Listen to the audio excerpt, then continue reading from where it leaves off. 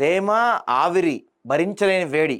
హైదరాబాద్లో 26% పడిపోయిన గాలిలో తేమ, నేడు పెరగనున్న ఉష్ణోగ్రతలు చుక్కలు చూపిస్తున్నాయి మనకి ఇవి.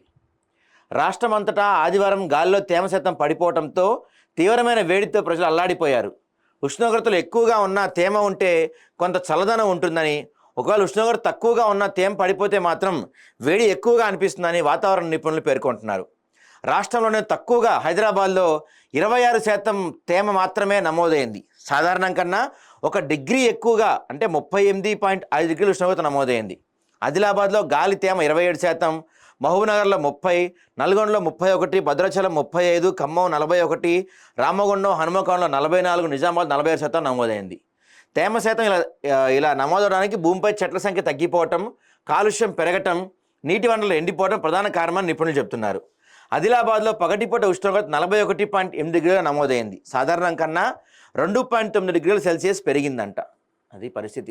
మీరేమో అభివృద్ధి పేరు తొక్కా తోలని చెప్పి ఈ చెట్లని, పుట్లని, చెరువుల్ని అన్నీ కబ్జా చేసేసేయండి. ఇది మనకు పరిస్థితి వస్తుంది. ఏసీ ఉన్నా కూడా పనిచేయని రోజులు ఇది తెలుసా? చేయండి. ఇట్లానే 4th సిటీ కోసం ఇంకో 1,00,000 ఎకరాలు, దానికోసం ఇంకో 1,00,000 ఎకరాలు మొత్తం నాశనం చేశాను చుట్టుపక్కల అంతా. మన దామగుండం కోసం 40,000 చెట్లను పడేశారు. 4th సిటీ కోసం ఇంకా 40,000 పడేస్తారు. ఇక ఇప్పుడు కేబీఆర్ చుట్టూ ఏదో కడతా అంటున్నారు కదా, కేబీఆర్ పార్క్ కూడా పడేసేయండి.